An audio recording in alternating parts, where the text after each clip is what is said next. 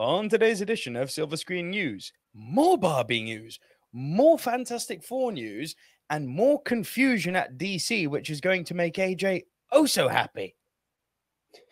And of course, we go back 10 years, 20 years, and 30 years for Throwback Thursday, all on Silver Screen News.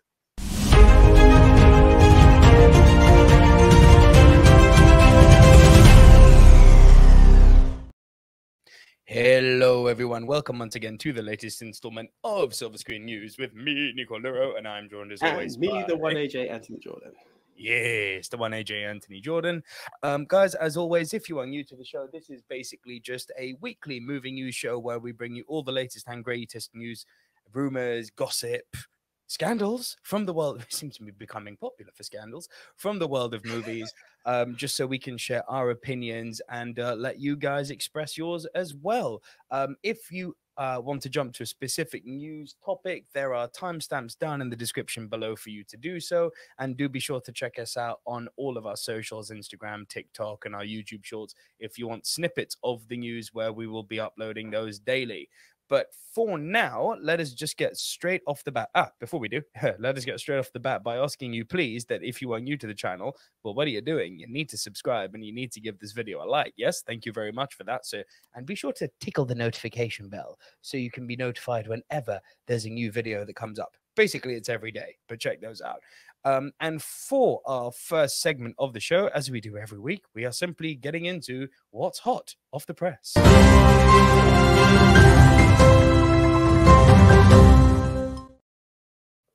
Yes, and what is hot off the press, AJ? Well, it's very simple. Barbie. Really? Barbie again? Who knew? Barbie again. Listen, dude, as long as it's newsworthy, we're going to keep talking about it because Barbie has set yet another record, AJ. This one comes to us from the New York Times. Barbie reaches 1 billion at the box office, studio says. No movie in Warner Brothers history has sold so many tickets so fast, the studio said of the movie directed by Greta Gerwig. In the history of Hollywood, very few people, 28 to be precise, all men, have had the sole directing credit on a billion-dollar movie. Make that 28 men and 1 woman, Greta Gerwig. Barbie, directed by Mrs. Gerwig from a script she wrote with her partner Noah Baumbach, will finish the weekend with more than 1 billion in ticket sales at the global box office, according to Warner Brothers. No movie in the studio's 100-year history has sold so many tickets so fast, says Jeff Goldstein, Warner Brothers president of domestic distribution. As of Sunday, Barbie had been playing in theaters for 17 days. Harry Potter and the Deathly Hallows Part 2 was previously the fastest to 1 billion at 19 days. Whew. Mrs. Gerwig could not be reached, according to a spokesperson.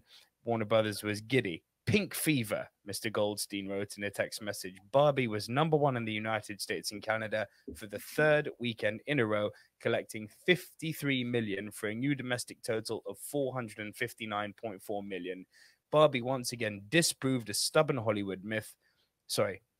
Barbie once again disproved a stubborn Hollywood myth that girl movies, films made by women, starring women, and aimed at women, are limited in their appeal. An old movie industry maxim holds that women will go to a guy movie, but not vice versa.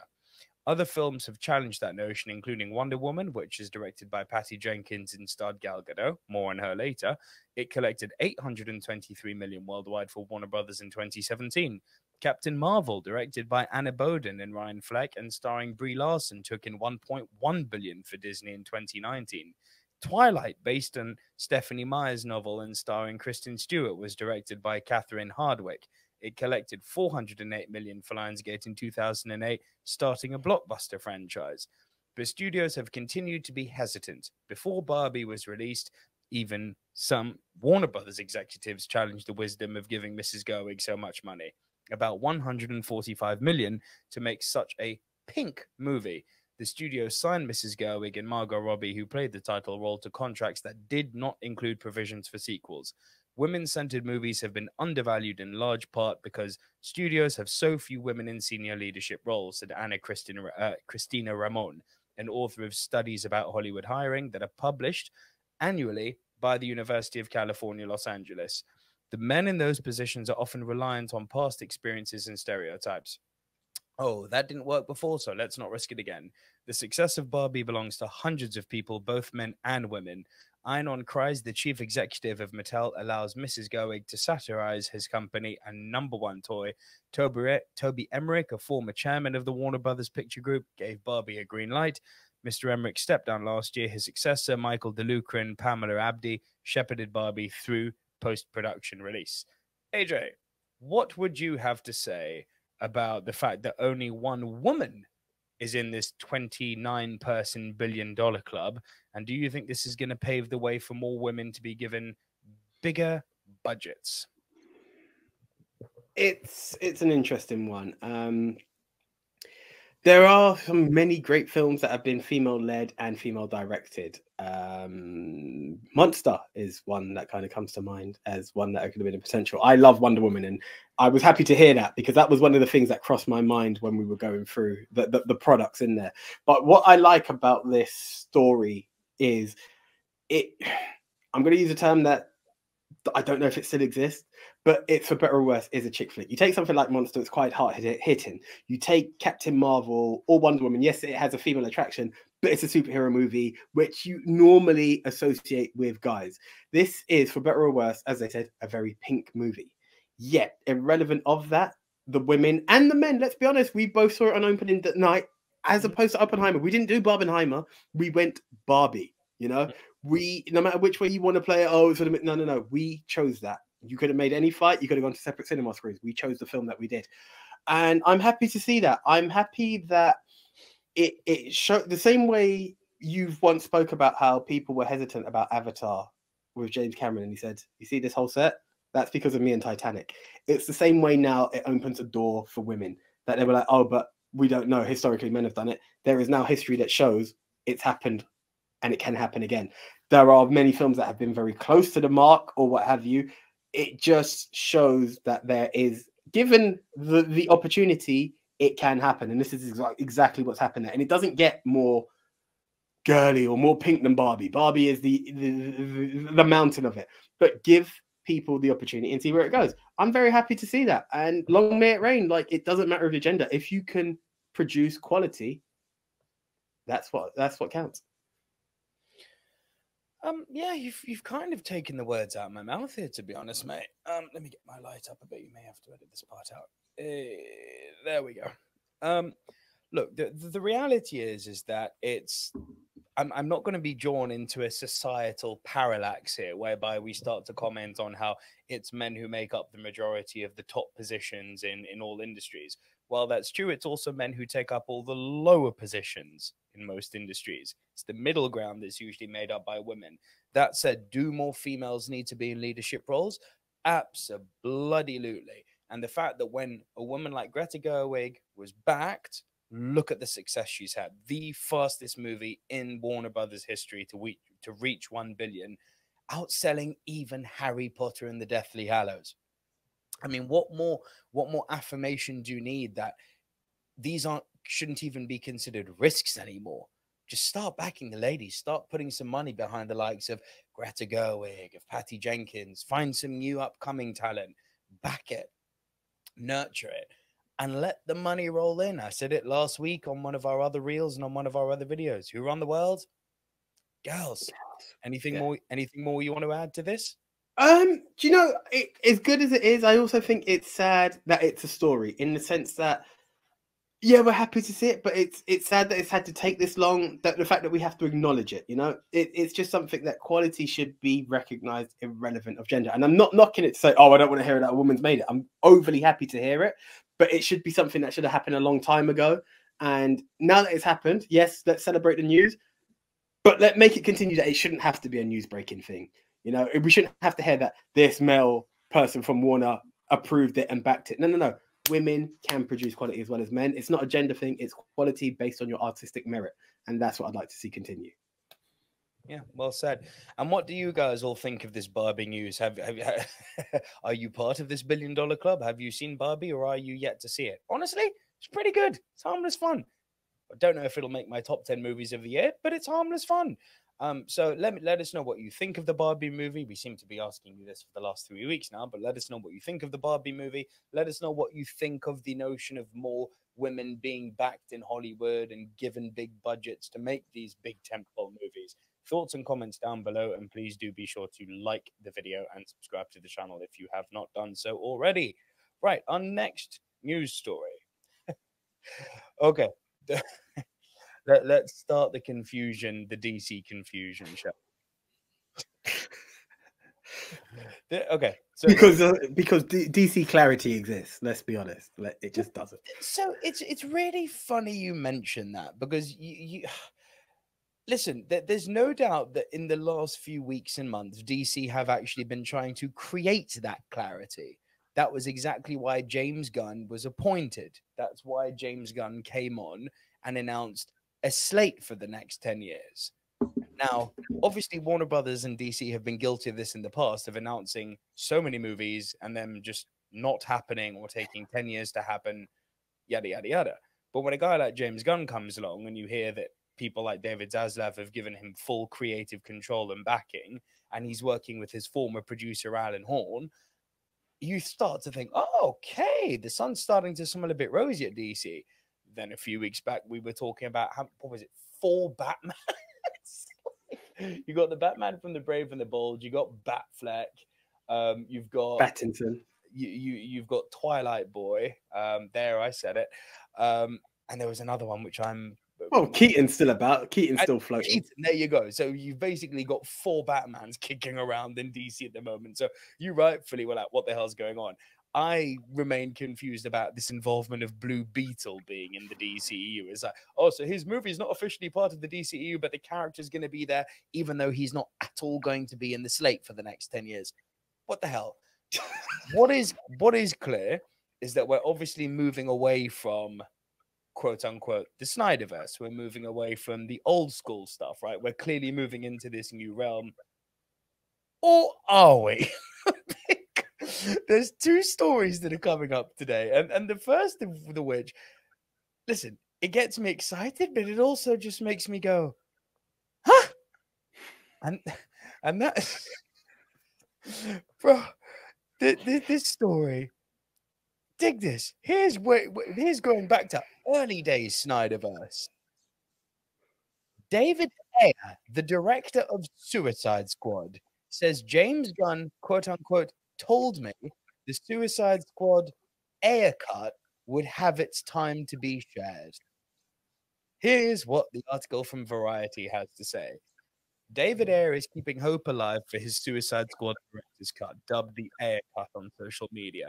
In a recent post on X, Twitter, the director and his fans that new DC Studios boss James Gunn told him that the Ayer cut would have its time to be shared.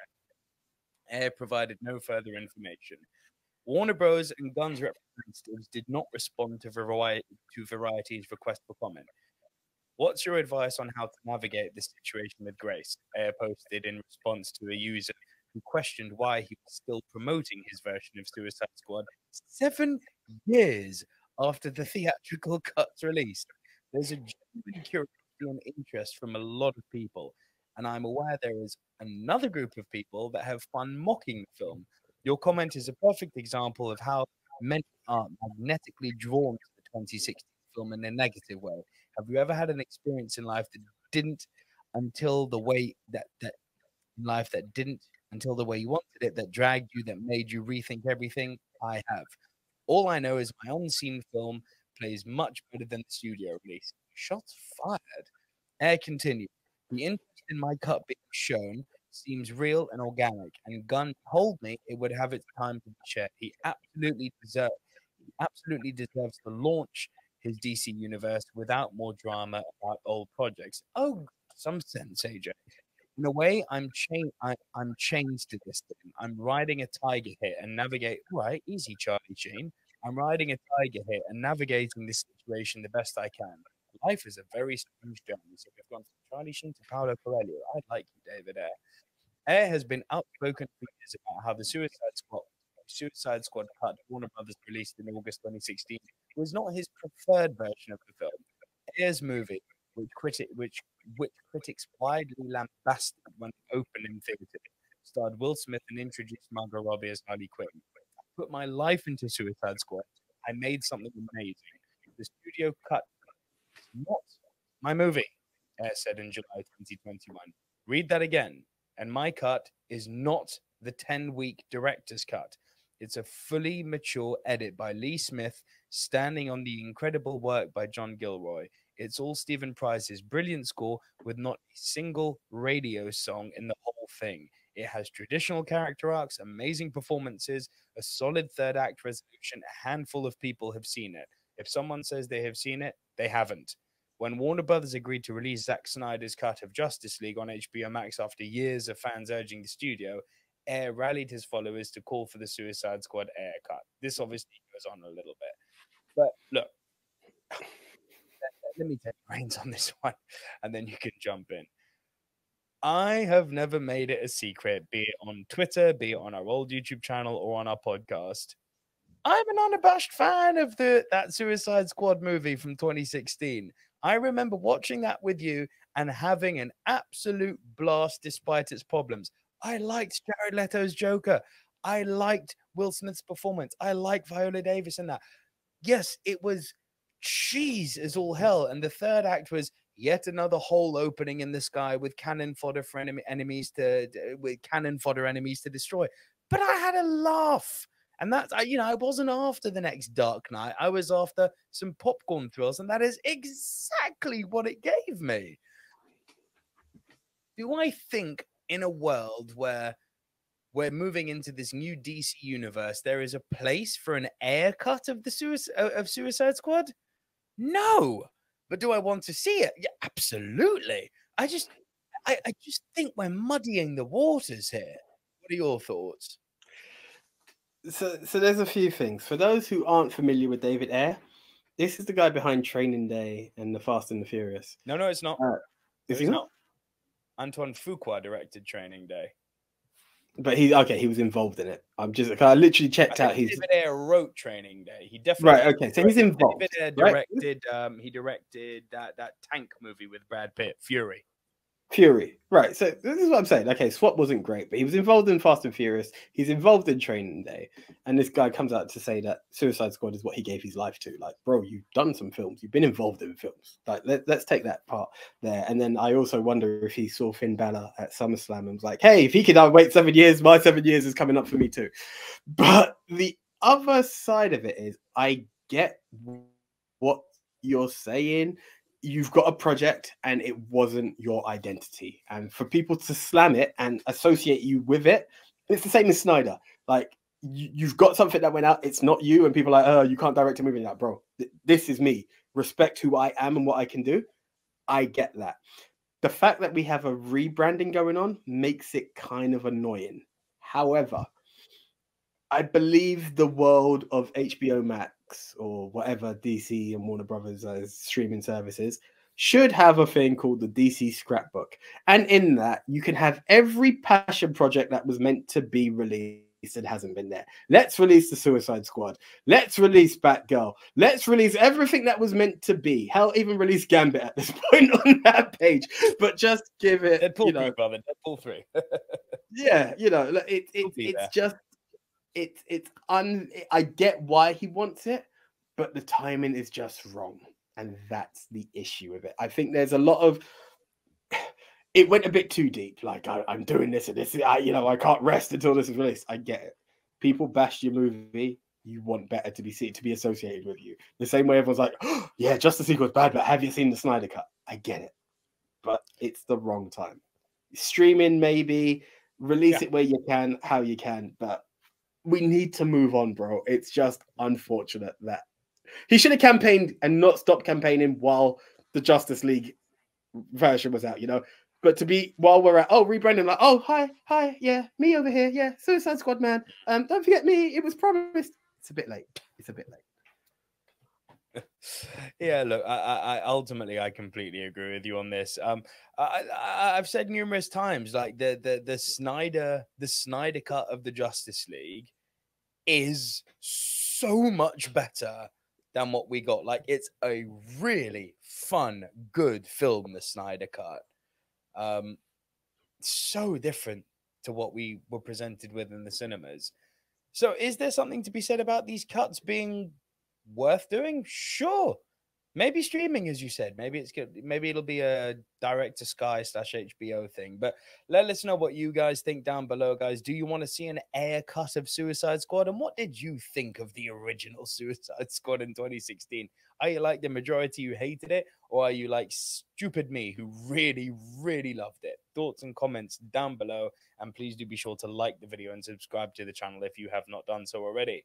Right, so those are all the fresh hot off the press stories for this week, AJ. A bit slow at the beginning of this week. So let's cut right into the stories from a few days ago, from the 72 hours or more, in a section that we simply call News Update.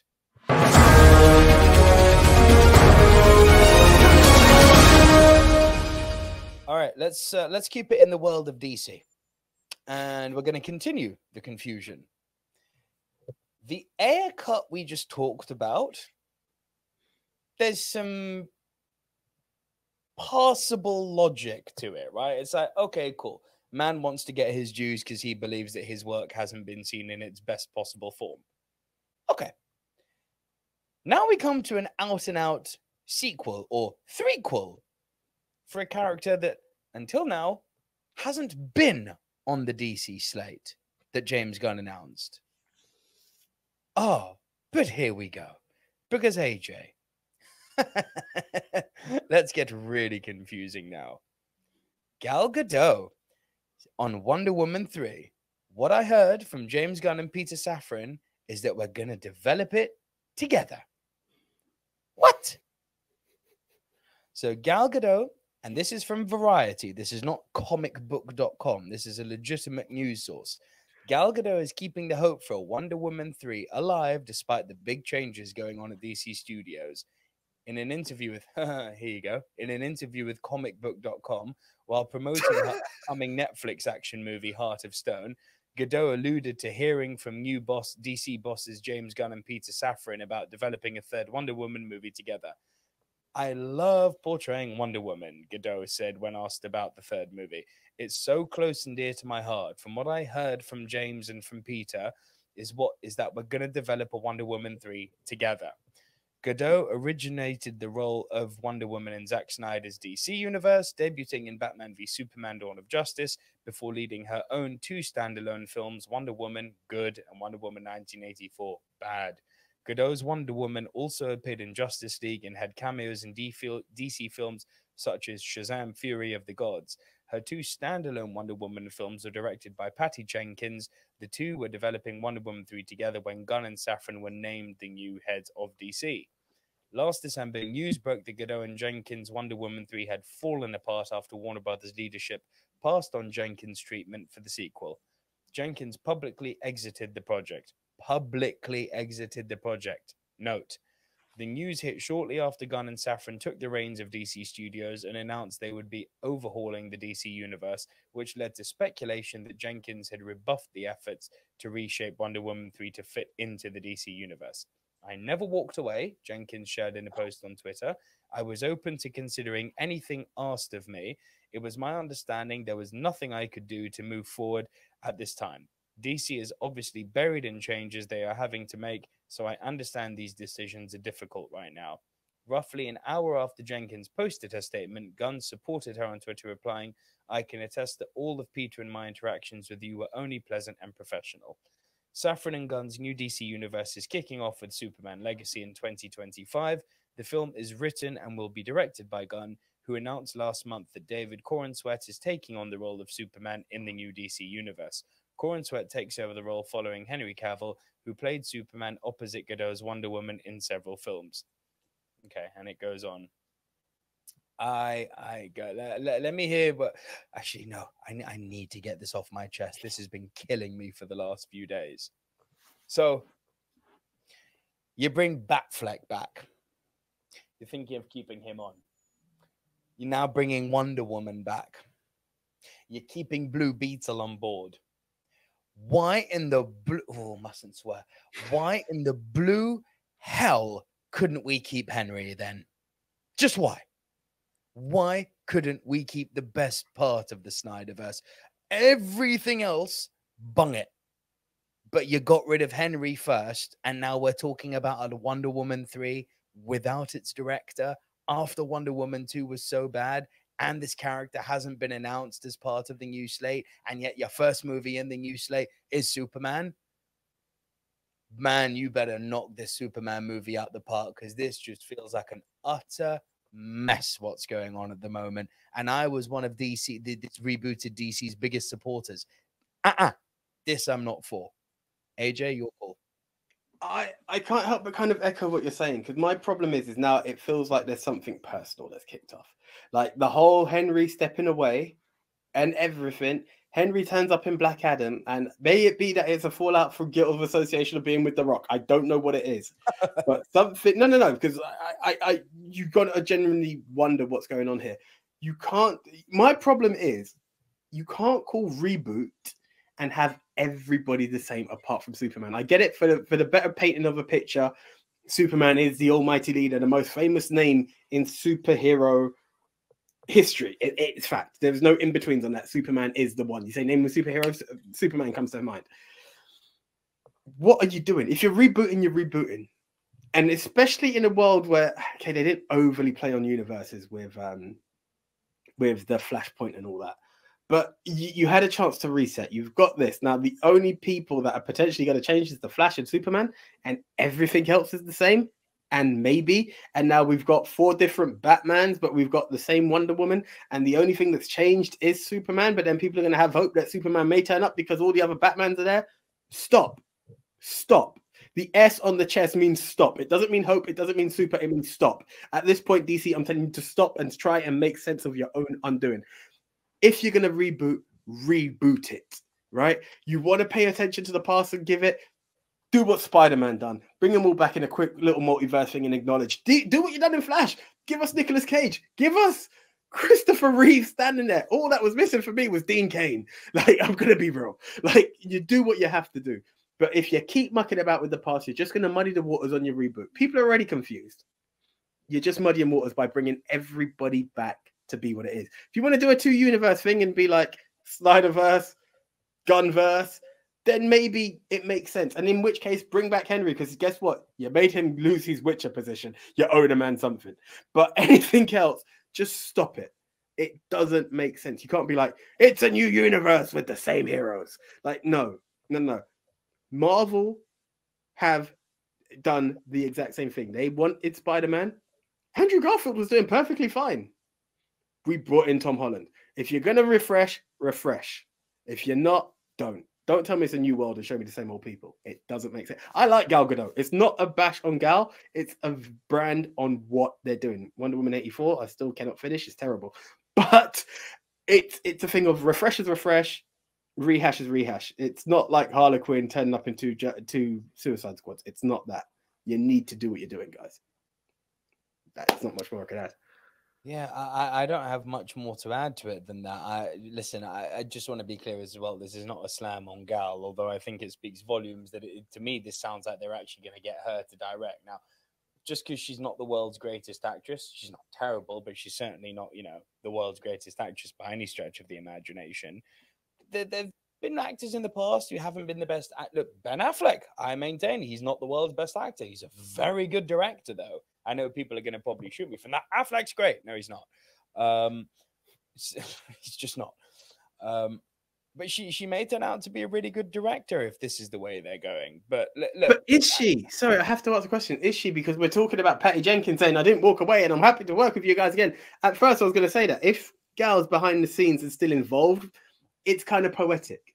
But it sounds like Patty's also being brought back in. So what are we saying? Is Gal going to be the producer? Or is Patty the producer and Gal the director? In that sense, I've got no beef. Who the hell knows? It just... when you are rebooting every single piece of marketing and promotion and news that is leaking to the general public shouldn't be revolving around haircuts, Wonder Woman 3s. It should be about David Corenswet getting in the shape of his life to play Superman. Rumors about who could be the next Wonder Woman. Batman, the Brave and the Bold director, Andy Muschietti, now confirmed, contract penned, script being written. These are the stories you want to hear. all of these projects they've announced, there's movement around all of them. There's things in progress. We've confirmed who, Guy Gardner as Green Lantern, and Nathan Fillion is going to be playing him. Give us stuff that's going to be confirmed 100%. Don't give us this whole, it's coming. Oh, but did you know about before? So, but we've moved on. And if we haven't, then give me Henry back. 100%. Simple as that. But let us know what you guys think. Do you want to see a Wonder Woman 3 after Wonder Woman 1984? And do you think this is muddying the waters? Thoughts and comments down below, please. So our next topic of I'm still tongue-tied about that bloody Gal Gadot stuff. Our next part of news update. More superhero news. Who knew? This is interesting, though. We've got some fantastic forecasting rumors. Now, we reported a few weeks ago that, I pitched Jodie Comer to be my Sue Storm, but it looked like Vanessa Kirby was in line to do that. That looks like it's really gathering some heat now. This comes to us from Empire. Vanessa Kirby and Joseph Quinn eyed as Fantastic Four's Sue and Johnny Storm. Ever since it was first confirmed back in 2019 that Kevin Feige and his Marvel Studios team would finally be bringing the company's first family, the Fantastic Four, into the MCU, the interwebs have been ablaze with a mixture of guesses, fan casting, and reporting on potential negotiations with actors. It would appear we are getting closer to actual hires. As usually reliable podcast The Hot Mic and co-host Jeff Snyder's Above the Line site, this is the same Jeff Snyder, by the way, who said there was going to be a Zelda movie and then there wasn't, right? Take this with a pinch of salt. Are reporting that Vanessa Kirby and Stranger Things Joseph Quinn are the current top choices to play Sue and Johnny Storm, though we'll stress this still lives within the rumor sphere. So please enjoy our new rumor klaxon. Nice one, Empire. Nothing naturally has been announced by Marvel as of yet, so we'll wait and see if this becomes official or joins the ever-growing pile of reports that turn out not to be correct, or actors who pass on the various roles. Snyder even corrected himself mid-show when he pinned the boys Jack Quaid as Johnny, aka the Human Torch, only for Quaid to fact-check it via a tweet. Lol.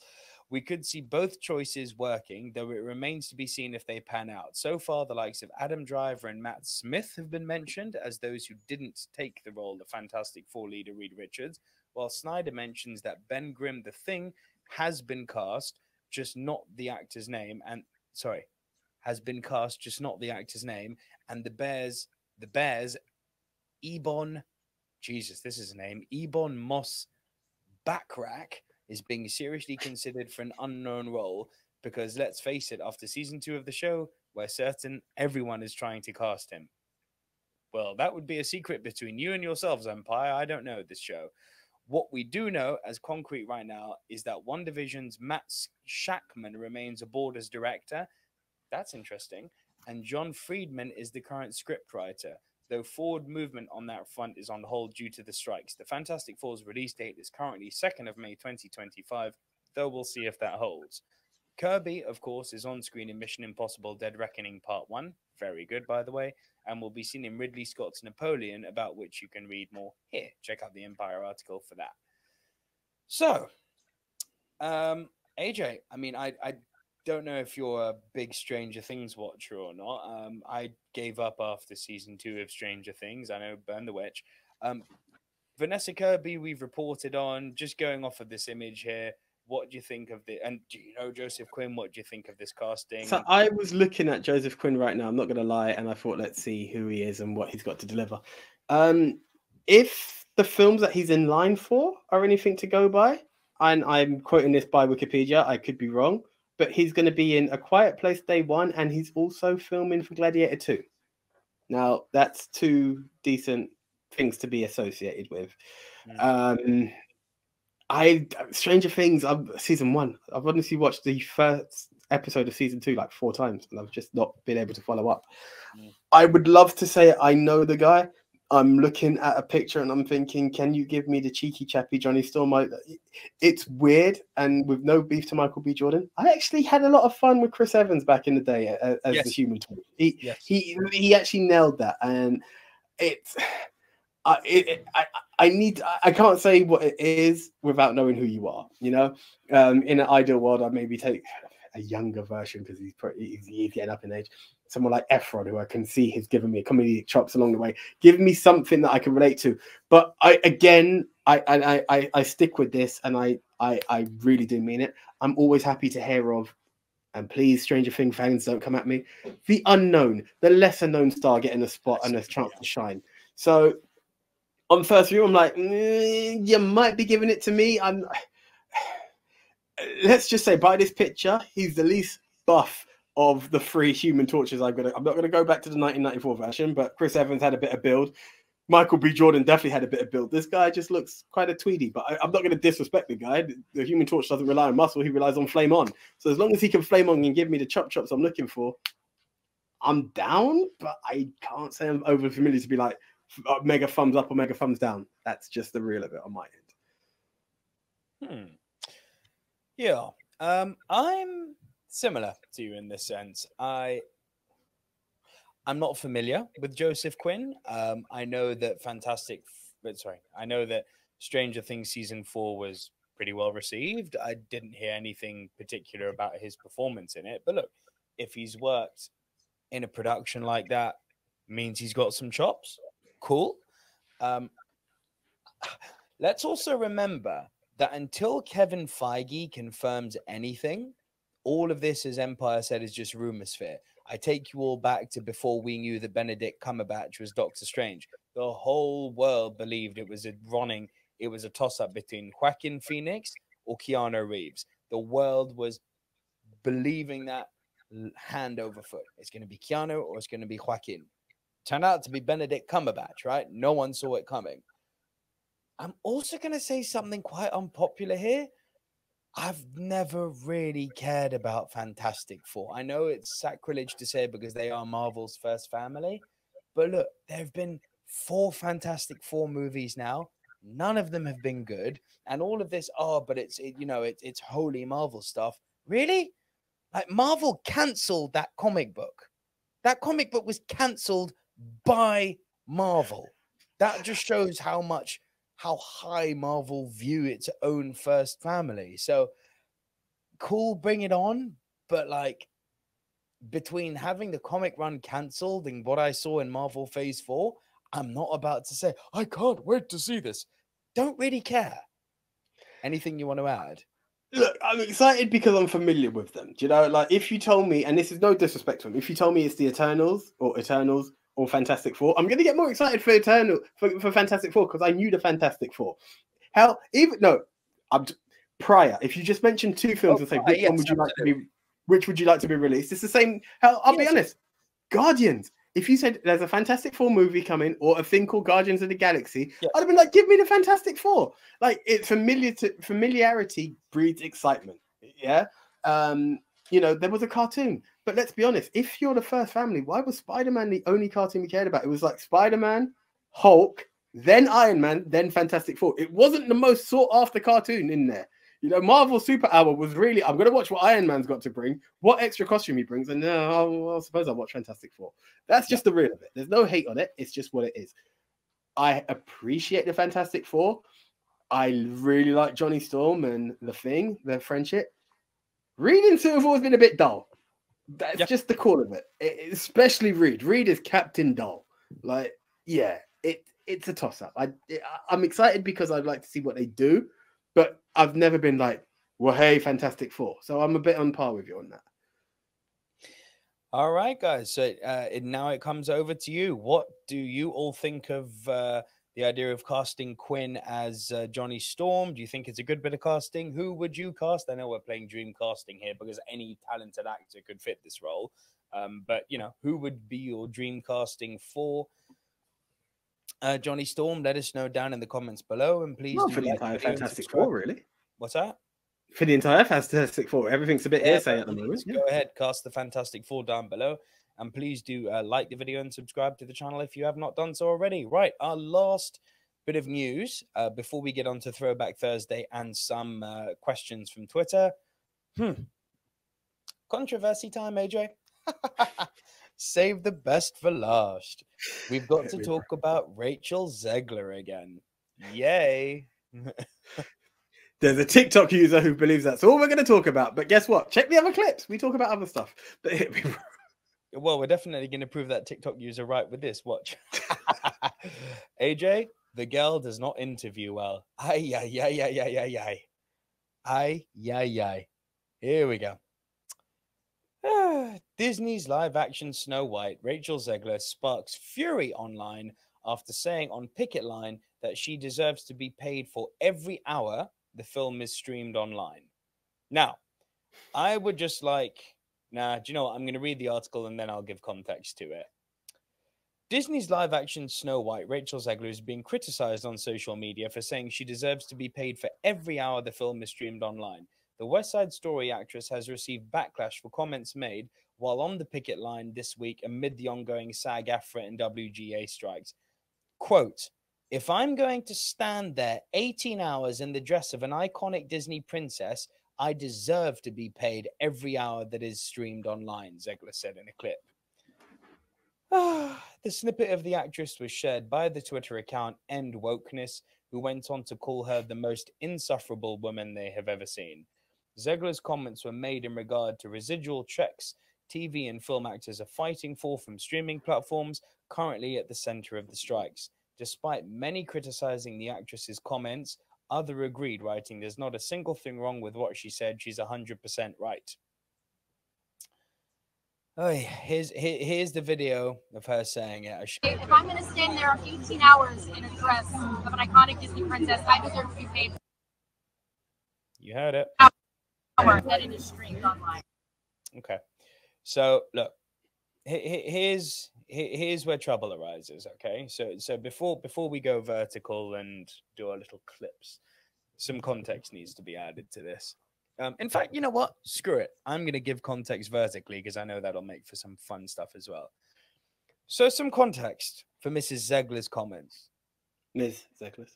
Ms. Zegler, sorry. It's not about her. The whole reason these strikes came about isn't for the millionaires and not billionaires. It's not for the millionaire actors. It's not for the A-listers.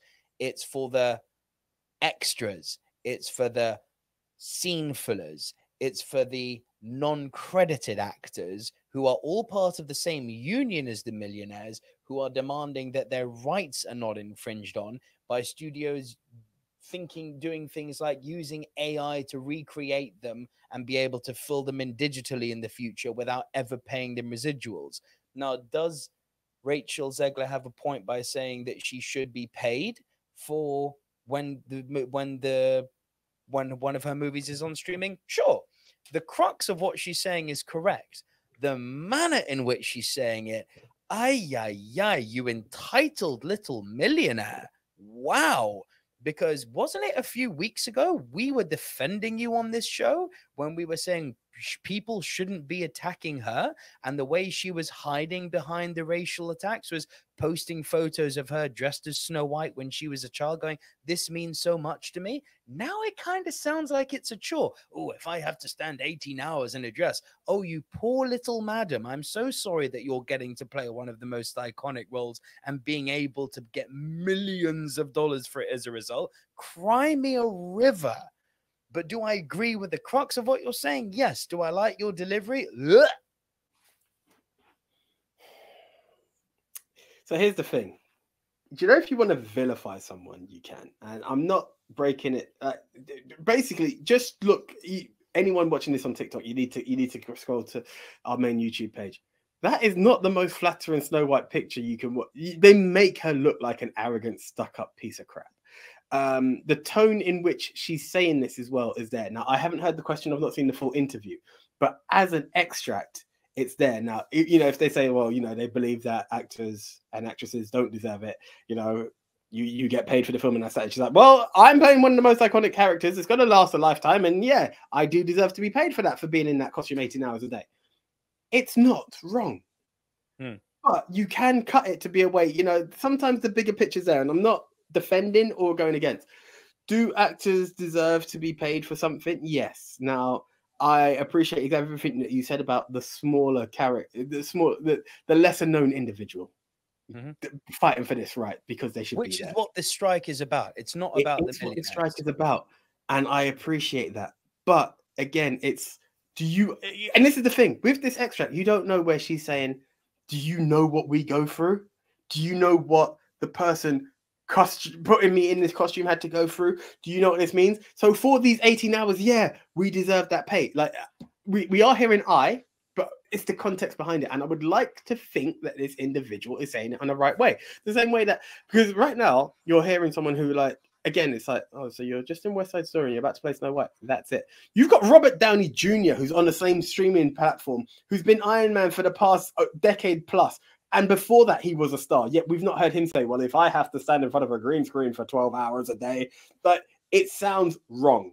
However, I am very cautious and stick to the fact of I'd like to hear the entire content and may even search for the entire interview because they made her sound a certain way. And the picture that I'm seeing makes her look like the most stuck up piece of crap that Hollywood has ever produced.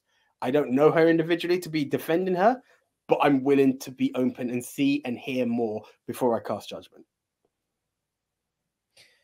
Just for another bit of context, the other A-listers, and these include the likes of Helen Mirren, Meryl Streep, Dwayne "The Rock" Johnson, to his credit, got the ball rolling on this. All the A-listers, because you've got to remember, the lesser knowns, the extras, the scene filling actors, they don't make a living at the moment. Believe me, The Rock's not worried about money. Robert Downey Jr. is not worried about money. Rachel Zegler is not worrying about money at the moment while these strikes are going on. We can't work. The 12th orc in the Lord of the Rings movie is worried about money. There you go. The people who are, girl dancing in back scene of Babylon from Damien Chazelle is worrying about her money. There's plenty of articles online about how actors who are not able to work at the moment are having to go and drive the forklifts at Amazon to make a living. Like, this is not about the millionaires. Dwayne "The Rock" Johnson, Helen Mirren, Meryl Streep, Robert Downey Jr., a load of others have now actually donated 18 million in total to help the actors out. Meanwhile, Rachel Zegler's here saying, oh, I need to get my dues. I'm like, girl, you do. But this isn't about you. This isn't about the leading stars. So back off. Anything else you want to add to this? It's pretty much summarized. I feel you're so right. It is the smaller person. And does everyone deserve their penny? Heck yeah. And is it a fact that this girl has been, I don't know what she's done before, but she's very fortunate to be in a remake of an all-time Hollywood classic that people talk about, followed to be in the Disney princess. Let's be honest, this was the first. Like, she is the Disney princess right now. Irrelevant of which films came first. Animated, Snow White's the oldest. She's nearly 100 years old in anime, in film. Yeah. So with that being said, it's like I maybe it's at her age. I feel this is just young and inexperienced talking. Like she's been lucky in what she's been cast as, and it's just you're trying to make a point, but you're also not accustomed to. You've not been trained yet in the right ways of saying it. So you're like, hey, I'm making it, and you're like, it's making you sound wrong when you shouldn't. I'm on your side, but I'm not. I get it entirely. Mm. Well, as always, guys, we're going to end it here. End it with the news here, and it goes over to you. What do you make of Rachel Zegler's comments? Mistimed, misspoken, unfortunate, taken out of context? Let us know down in the comment section below, and please do like the video if you haven't already, and subscribe to the channel. Right, 2 more sections to go through. We have got first to take the long, winding road down TBT Boulevard, the dusty trail that leads to a section that we call Throwback Thursday Movies.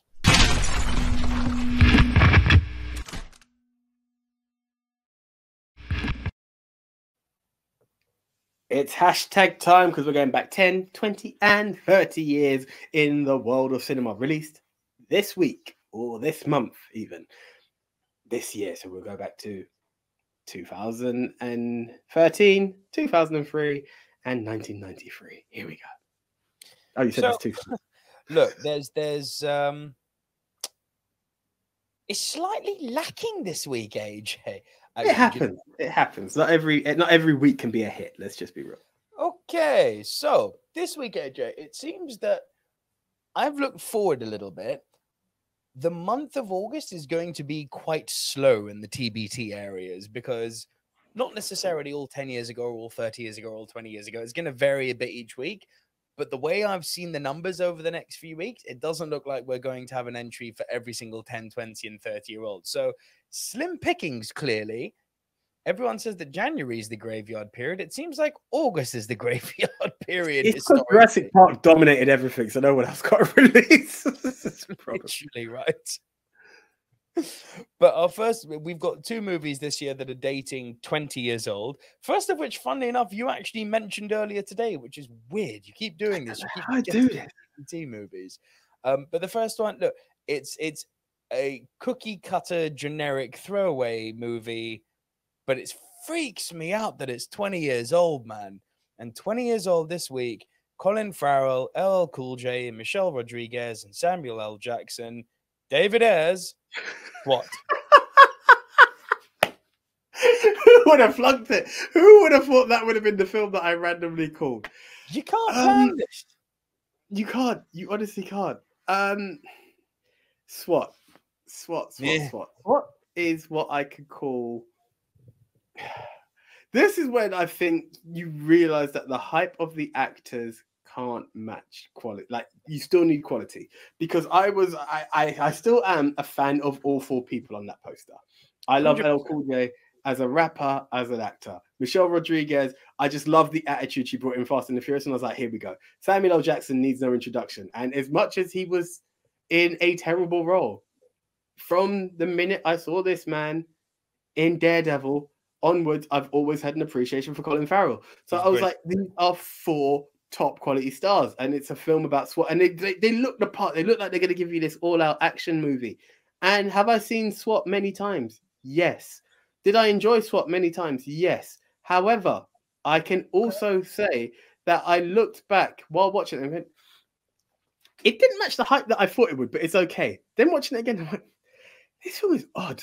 And I won't even put it as guilty pleasure. I just put it down as watchable. Like, I have an enjoyment, but it's not the hype it has for the actors in there, and it's not the world's greatest story. You've got Olivier Martinez as this villain. I will pay $10 million to anyone who can free me. And then the whole world has just become a bit GTA, and everyone becomes a have-a-go hero, if you would, to free the villain. And it just doesn't work. It's weird. I haven't watched it in a while. Could I watch it again? Yes. It's very... I'm not going to give it a thumbs down. It's not getting a thumbs up. It's very mid. Ultimately mid for me.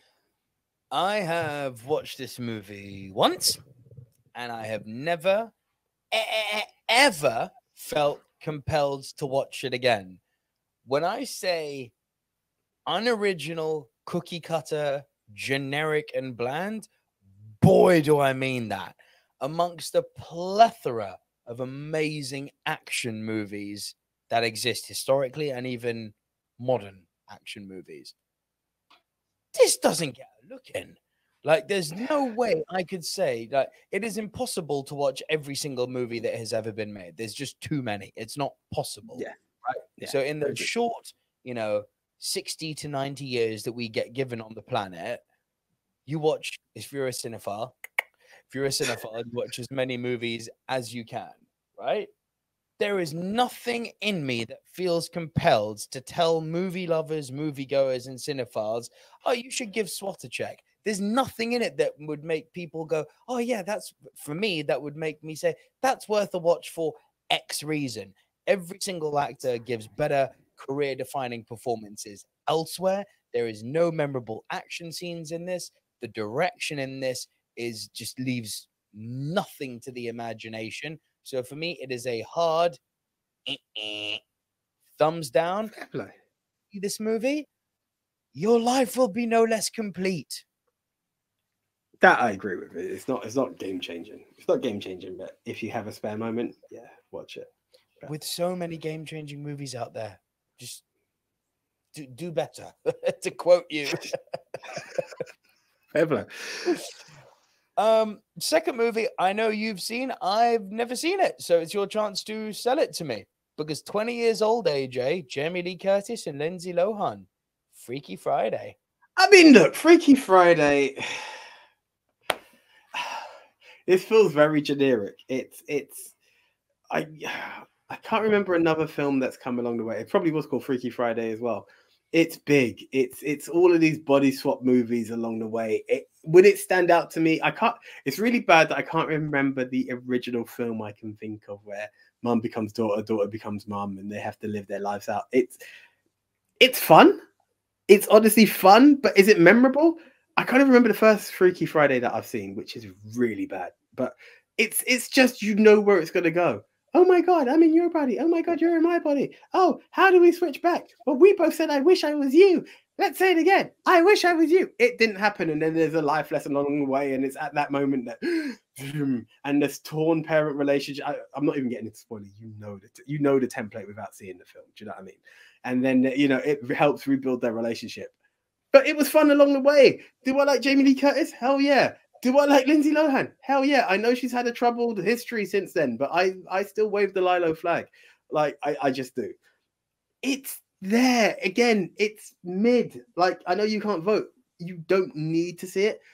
There's probably one or two laughs that I can't remember along the way. Like, oh my God, yeah, I did really laugh at that. But I don't believe I've seen the film more than twice, if twice is even a number for that. You've seen SWAT, Freaky Friday. Lol. Yeah, I have. It's fact.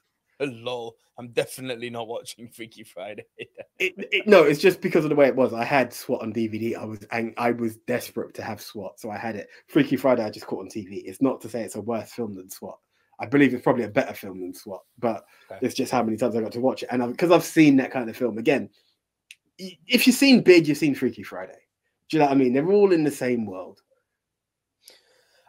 Well, okay, so that brings us to an end of Throwback Thursday. Let's just jump into a few. We'll answer these very quickly, but we've got a few questions from our Twitter followers.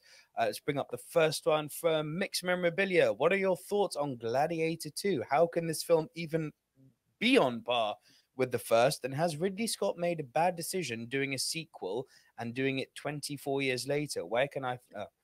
don't worry about the last part. What are your thoughts on Gladiator 2? How can this film even be on par with the first? And has Ridley Scott made a bad decision doing a sequel, doing it 24 years later? Okay, so, I mean, look, I have a weird soft spot for Gladiator 2 because I was in Malta while they were filming it and I ran into Denzel Washington. So I'm naturally going to I'm naturally having a starstruck moment with Gladiator 2. It doesn't need to be on par with Gladiator 1. Gladiator 1 is an all-time great movie, in my opinion. All it needs to be is really, really good. I don't know. Is The Batman as good as The Dark Knight? No. But is it really fun and entertaining? Yeah. It just needs to be really good. And listen, people get Ridley the wrong way around. We discussed recently on one of our top 10 shows, Ridley's had a seriously good filmography in the 21st century. When he misfires hard, but he's had some brilliant movies. And the fact that it comes 24 years later, fantastic. It means the new generation will get to appreciate watching Ridley Scott doing a big sword and sandals epic. You want to address this, AJ? So, I mean, timescale can be worrying, but at the same time, it can be good. Like, here we go. I've not seen it, and I still need to get past the first part. It's a smaller gap than there was between the Blade Runners. Now, I believe people still appreciate 2049. I don't think the gap is necessarily the issue. The cast is great. There's a great cast. There's only one thing that scares me about Gladiator 2. Now, I understand that you could call it Gladiator, and it could be a remake, and you can pee the whole world off. You then possibly have to acknowledge number one. It doesn't even have to be linked. But here's the thing that does scare me. Gladiator is a grounded movie. It's a sword and sandals movie that could be believable. The only thing that takes you slightly out of the film in the world of reality, and that is me challenging spirituality, is him walking through the fields at the end to meet his family. But it's just like, that's him living his dream. That's, if you believe in an afterlife. Yeah, it's The Roman talks I've mythology. had, but this is it. Again, it's not a problem for me, but it's just grounded in reality. What bugs me is the talk of Gladiator 2 being this whole he comes back from the underworld and is to quote, because it's not Gladiator. Not happening. Not happening. Right. That's Exactly. That was the only thing that troubled me with it. So if I've just got another film that's in the Gladiator realm, why would I have a beef with it? I'm not going to be the guy to wave the flag and be like, I'm the biggest Gladiator fan, because I haven't been. I've watched the film. I've appreciated it. I don't hate the film. I just enjoyed the film, which is not to say it's a bad film. It's just what it is. So I'm open to another one. It's not like I'm going to be like, oh, no, I couldn't stand Gladiator. I'm not going to watch the second. I'm all over it. I'm open to it. You know, I'm not overly pumped for it, but I'm not negative against it either. And it's got a strong cast. What is there to argue? Second question of the week comes from Jordan Sebastian. Thank you, Jordan. With the success of Ninja Turtles and Spider-Verse movies being animated, what is the next franchise that could benefit with an animated film? I think Power Rangers would be a perfect candidate for this. You want to take that one, AJ? Power Rangers would be interesting. Can I be bold? Going back to someone that we quoted earlier, maybe it's the Fantastic Four. Maybe live action isn't made for the Fantastic Four. Maybe it's a case of just keep them animated and just work on them to work it. You know, you got a guy who's, don't get me wrong, we've seen all sorts. We've seen a man turn green out of nowhere. It's not to say anything's impossible, but a guy whose superpower is nothing but stretching, maybe you get more fun out of it with him just being animated. The world of stuff. I don't know if I'd want Power Rangers to be animated. The only reason I would is because I don't feel anyone has the right to jump into a Green Ranger costume apart from Tommy. And now that we've lost JDF, that would be a way of honoring it without it ever being honored. But short of that, I've never seen Power Rangers in animation, and I don't think I would want to. You know, but if someone said to me, "Well, they don't feel anyone could be the Green or White Ranger again," I'll accept it. You know, but again, me and Power Rangers are very funny in the sense that it's the original crew and everything else is always built about whitewash. Doesn't matter. Even the new film, fun though it wasn't my Power Rangers. And you could go from Turbo to dinosaurs to this to that, the other. Nothing beats original Mighty Morphin. So I wouldn't overly wave the flag for that. But you never know. Like there are so many different angles of what could be animation. But just because we spoke about it earlier in the show, I think I'd kind of go Fantastic Four because it's not work live action. There are some Power Rangers comics that I think would lend themselves quite well to the animation medium. Battle for the Grid, Shattered Dimension. You could do some cool stuff with that. Power Rangers wouldn't be where I go. What I'm going to say is purely a personal pick, and I appreciate that it may actually confuse the wider movie-going audience, given that we've now got, you know, a trilogy in the works with the first film that released this year. I'd love to see in the same animation style as Into the Spider-Verse and as the new Ninja Turtles movie, which is excellent, by the way, review on the channel now. I'd love to see the Transformers given the animation treatment. I had a feeling you'd say that. And I don't mean this horrible Beast Wars or War for Cybertron CG animation. I mean Spider-Verse animation with the Gen 1 Transformers. Give me Wheeljack, give me the Dinobots, give me Blur, Perceptor, give me Bumblebee as a freaking Beetle, not a Camaro. Give me old school Transformers. Put them on Cybertron for all I care, but give it to me in that animation style. I would love that. Love that. I'd be all for that. Doesn't even need to be a movie. Do a series for all I care. Movie would be fun too. Why not? Question number 3 comes from Pedro SRN. What are your thoughts on I love you, Pedro. What are your thoughts on making a Bond film that actually takes place when Fleming's novels were written in the 50s? Considering where the franchise is, perhaps doing an adaptation that's more thriller with humor and just a few action set pieces could be a way to reboot? Question mark. AJ, I know you're not the biggest Bond guy, but your response? You see, it can be handled quite tastefully, and it puts down the limitation true to Bond form. So it could be, you know, he can't use a remote control car in the way that we do now and just call for a Tesla to come and self-drive itself to him and stuff like that. It's very much akin to what Fleming was accustomed to. I think that's there, But I think the problem is Bond has always been released as a product of its current time.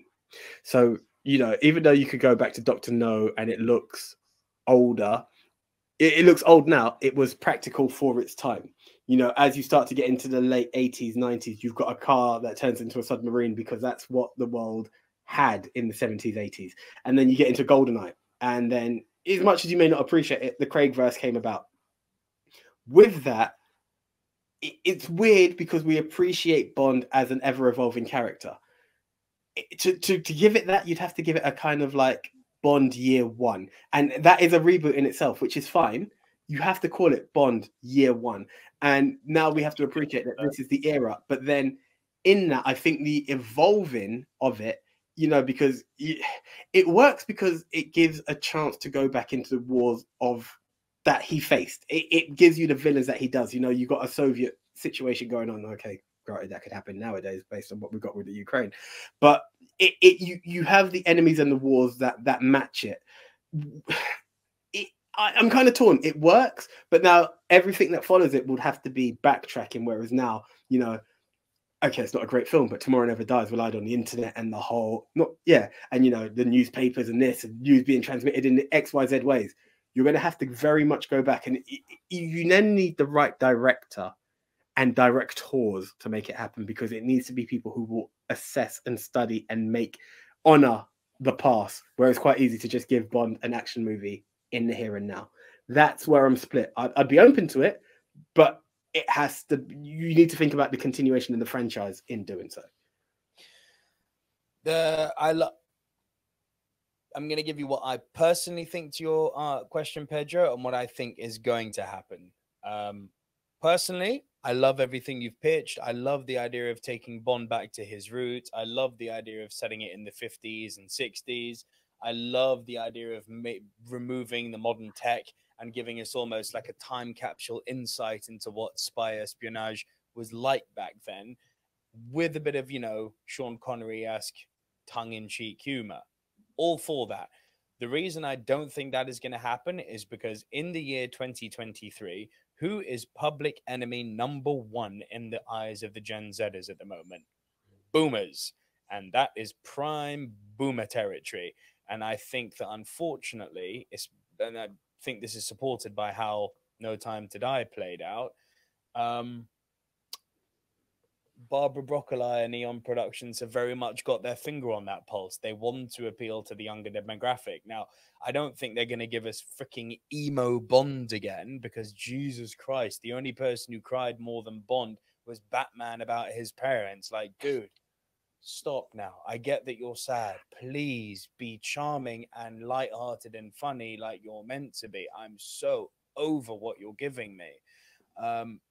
I don't want emo Bond anymore, but I also don't think we're going to get a Bond in the 50s, though I'd very much like it. Question number 4 from Andy Hart at Fandango Groover. This is definitely an AJ question. keep it short, AJ. Keep it short. If an actor is quote-unquote cancelled, but then acquitted in a court of law, is there a way back, or is the court of public opinion and social media too powerful? Both specifically about recent events and in general. No. I could be quite honest with this one, because I thought about this when I was attacking a certain individual last time. And it goes back to what you said, and I'll be very honest on it. Cancel culture shouldn't exist. Correct. I think what happens with cancel culture, which people need to really stop and appreciate, is in cancel culture, you are yourself becoming a bully. You can personally choose not to support an individual, you know, for whatever reason. A studio can feel that they do not want to work with an individual based on scenarios. And don't get me wrong, you know, there are many people along the way who probably wouldn't have careers now if it was for cancel culture. You know, there are singers out there who are actual murderers, like, you know, people who have killed people before. It's one of those things that I believe once you find something, it's your personal choice. Again, the same way I went back to, screw it, I'll say his name, Kevin Spacey. You know, it's just a case of maybe I need to do more research. Yes, he was proven not guilty. it's my choice to support a person. But I believe a public lynching of an individual. Put it this way: cancel culture is very quick to become judge, jury, and executioner before a crime has been committed. So the same way I made my judgment, and I'm like, no, cancel him, cancel him. He's been proven not guilty. What am I now meant to say? Okay, oh, I'm sorry, I take it back. I've spoken. Now, by becoming that person, you've become. It's bully mentality. Oh, I don't like him. Let's all hate on this X, Y, Z. If anyone, we differed on what he was going to do, and I know you said keep it short, and I'm cutting it here. We differed on what it means for Kevin Spacey being a free man. I'm like, I'm not sure I'm ready. You're like, I'm all over the movie. It should be a personal choice. I think cancel culture in itself is quite toxic. I'm a believer that I've even when someone is at the height of being vilified, at the height of infamy, look at Ezra Miller. I have an opinion on it, but that opinion is based around articles which come from people who ultimately were not there when it happened. So all of this court of public opinion, including my public opinion, is tosh. It's absolute nonsense, and it has no weight, nor should it have any weight. It should have zero weight. The reality is that all that matters in these things is the court of law, because ultimately what we're looking at here is an individual's livelihood. Yes, they are privileged millionaires for most part when we're talking about actors, no doubt. And yes, in a post-Harvey Weinstein world, should we have our eye on the pulse and be wary of how people are abusing their power? Most definitely. But taking Kevin Spacey as a prime example, believe you me, now that he has been found innocent, he's innocent in my eyes, and I cannot wait to see his next movie. In the case of Ezra Miller, if they're found out to be innocent, believe me, I'll be queuing to see Ezra's new movie too. Although Ezra, it looks like it's a done deal. But we'll see. We'll see. It all comes down to the court of law. And everything you said about cancel culture, I agree with. Question 5. Question 5 from Rise Guide. If you see a great movie, would you prefer to see a load of sequels or just more movies from the same director or team? I'm going to say both, because just bringing it up again, if a director like, say, Ryan Coogler and does a great movie like Creed and Sugarland Express and Black Panther with the same crew and his same muse in Michael B. Jordan, but then he's going to tell me, oh, I'm going to do a sequel which is going to have Michael B. Jordan of Black Panther. But both answers are good for me. For me, when I latch on to someone who's clearly a talent, I think it's the talent I'm drawn to. Directors like Ryan Coogler, directors like Martin Scorsese, directors like Tarantino, it's talent you latch on to. If Tarantino was to announce tomorrow, I'm doing a sequel to Pulp Fiction, I'm there. But equally, if he wants to announce that, oh, I'm using all of my usual muses, but I'm doing a completely different movie, as I've been doing for the last 20 years, I'm there. I'm kind of on the same vibe. Don't get me wrong. I believe that here's my thing. I prefer to see, I'm kind of tempted to lean more to the same team than sequels. And I'll tell you why. If you have intended sequels, you can create magic. Let's take Cameron. Avatar was a one and done. He's actually done number 2, and number 2 is just as good, right? If not better. Some may say just beneath, some may say just above. It's up to you. But Avatar 2 is a good film. It's something to watch. We don't know what 3 and 4 has, but it's panned out. He's taken the time to write the product and make it. Then let's play the other game and let's look at The Matrix. The Matrix, as far as I'm concerned, is a one and done movie. It was magic in a bottle, and the more you try to recreate it, based off of the success and box office that you've done, you couldn't find the same magic, and it started to dwindle, and people gradually fell off more and more, that some people have even refused to watch number 4. That's how bad it is, and those who have watched it have lived to regret it. It's that. So if I knew that the Wachowskis were going to deliver magic with their team and do something a la Tarantino, Scorsese, and everyone else that you mentioned, then yeah, I'm all for it. And a good movie builds the hype for that director and crew. Christopher Nolan's done this. I'm all over it. It's the new Nolan. It's the new this. It's the new that. Oh, Matrix 2 is out. It could be a hit or miss. Sometimes leave the product where it is. And that's why I'm torn on sequels. You can get good and you can get terrible. All right, and that'll do it for another installment of Silver Screen News. As a reminder, guys, you can find this this news show on our YouTube channel, but also on all podcast platforms if you prefer to listen to us in audio only format. We are nearly at 200 subscribers at time of recording. We've jumped from 100 to 200 really quickly, so thank you everyone for the support on that. And long may that continue, and long may this little film family continue to thrive. Do tell a friend to tell a friend. Check us out on other social platforms, Instagram, TikTok, and of course right here on YouTube. And we will see you next week with more movie news. As always, I'm Nico Luro. I'm the one AJ Anthony Jordan. And we will see you next week, guys. See ya. See ya.